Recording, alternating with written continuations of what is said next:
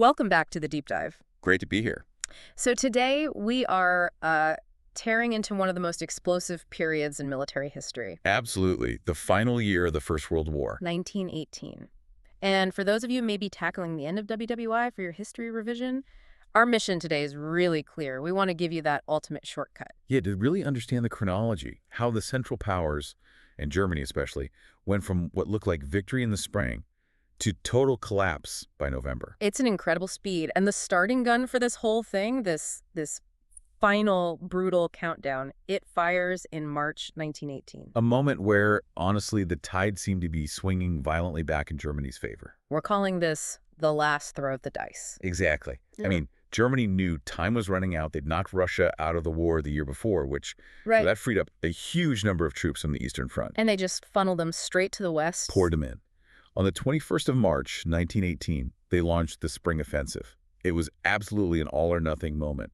And for a while, it worked. They were advancing, breaking through Allied lines with a ferocity that hadn't really been seen since the start of the war. And the man in charge of this whole push, was German General Ludendorff. Right.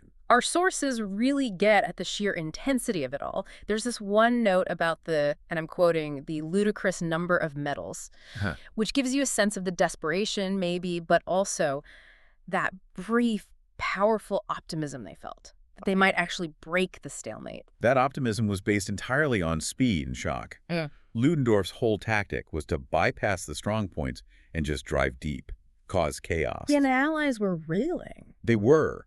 But this crisis, it forced a change that had been, well, almost unthinkable for 4 years. You mean they finally had to get organized? They had to. The political friction had to be put aside, running a war with separate British and French commands. It was proving fatal, wasn't it? Utterly.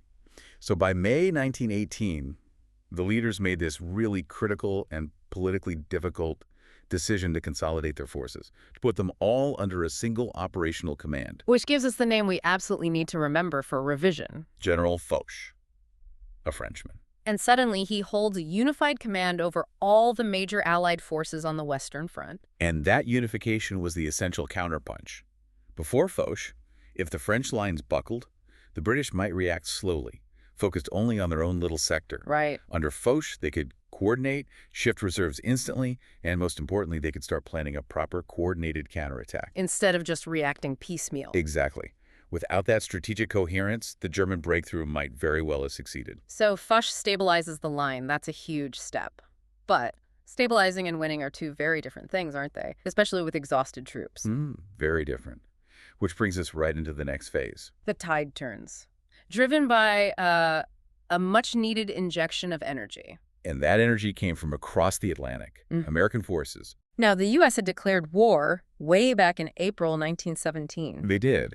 But the logistics of it all, training, transporting, equipping hundreds of thousands of men, it's just staggering. So it wasn't a quick fix. Not at all. It wasn't until around July 1918, a full 12 months later, that American troops really started arriving in force to back up the British and French. And the contrast must have been, well, stark. You've got these weary veterans who'd been fighting since 1914. Yeah. And then these fresh recruits show up. One of our source notes gives you this amazing little snapshot. It just says, face of considerable hairiness. Ha, I love that detail. You can just picture it, can't you? These raw, maybe a bit scruffy, but totally fresh soldiers. That psychological boost must have been as important as the actual number. Oh, it's a game changer. Morale and mathematics. The French and British armies were just decimated. They were running on fumes. And the whole German strategy relied on a quick win before America could really arrive. Exactly. So when America did arrive in force, the German calculus for winning just became impossible. They couldn't replace their losses fast enough. So Foch now has the strategic clarity, and he has the manpower. What's the next move on the battlefield? The counterattack begins. Later in 1918, Foch uses this new numerical advantage to launch these coordinated assaults. And they work. They do. He successfully drives the German forces back from the Marne, a really key strategic area. And this is the truly irreversible shift. It's not just that the German offensive stopped. It's that the Germans begin to retreat. Yes, they are pushed onto the defensive and the initiative is lost for good. And we have to keep reminding ourselves, and you at home too, this was a world war, so Germany wasn't just collapsing on one front. Not at all. Its allies were crumbling. Right. Austria-Hungary, Germany's key partner, suffered a massive, decisive defeat at the Battle of Vittorio Veneto. And the source note for that one is just, sounds like. It does sound a bit like a nice Italian wine or something. It really does. But the reality was, of course, deadly serious.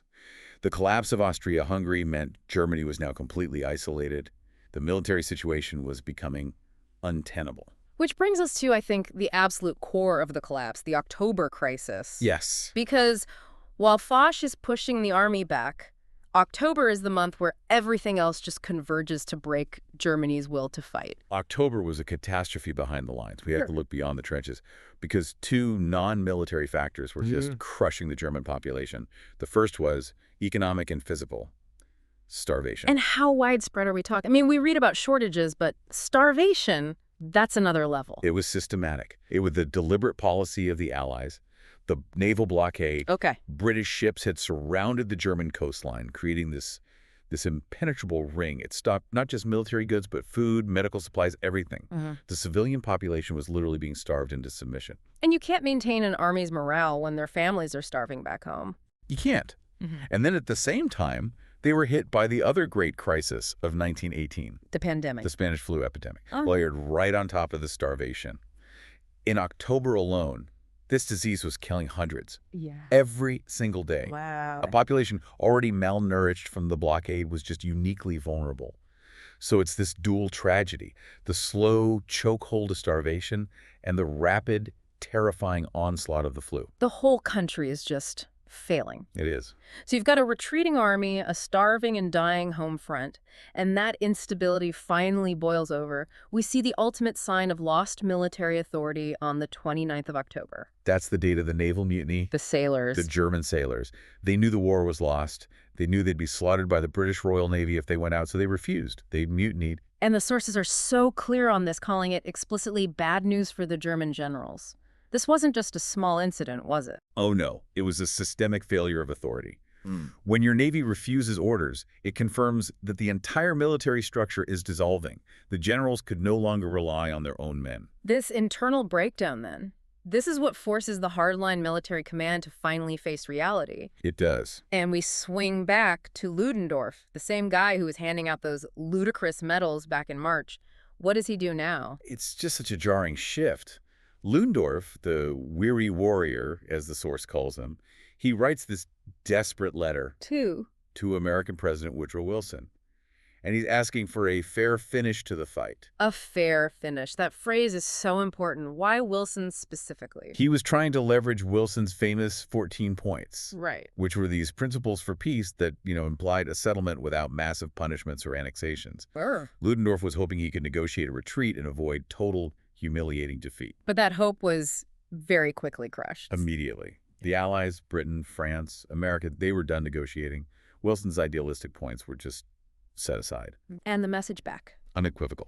No fair finish. They demanded one thing. Germany must surrender. Unconditionally. Wow. No negotiation, just acceptance of whatever terms they dictate. That's it. That just set such a dark, unforgiving tone, doesn't it? It leads us directly to the final act, which happens with this almost unbelievable precision a few weeks later. Precision born out of sheer exhaustion. The war officially ends on the 11th of November, 1918, at 11 a.m. 11/11/11, the date everyone remembers. And where did this final critical agreement actually take place? And this detail, for your revision, really crystallizes the whole power shift. The German negotiating team, and this is key, it was civilian politicians, not the generals. Right, the generals didn't want the political shame. Not at all. So these politicians meet the French General Foch in a railway carriage in the middle of a forest. A railway carriage. And they had absolutely no leverage. None. Under the weight of everything, the retreating army, the blockade, the flu, the mutiny. They simply agreed to end the war on any terms presented to them.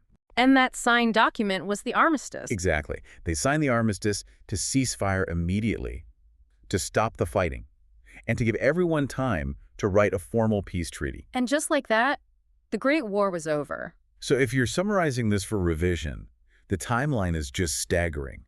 March is the German surge. May, you get the Allied unification under Foch.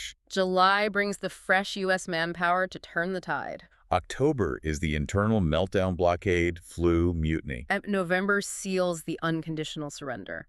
It all hinged on those internal pressures finally cracking the state open. It really did. And the importance of that word, unconditional, I mean, you really can't overstate it. No. It was the Allies' insistence on absolute victory that governed everything that came next.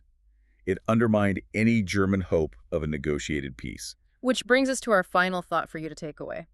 The source material notes that the armistice was signed to give time to write a peace treaty. So, given that Germany's request for a fair finish was so brutally rejected and the country was forced into this desperate, unconditional surrender, how much did those specific forced circumstances of the armistice determine the harsh shape and future success, or, well, failure, of the peace treaty that followed? That's the essential link you need to make. The terms of the armistice were, you could argue, the foundational weakness of the Treaty of Versailles. A vital connection to carry forward. Thank you for diving deep with us today.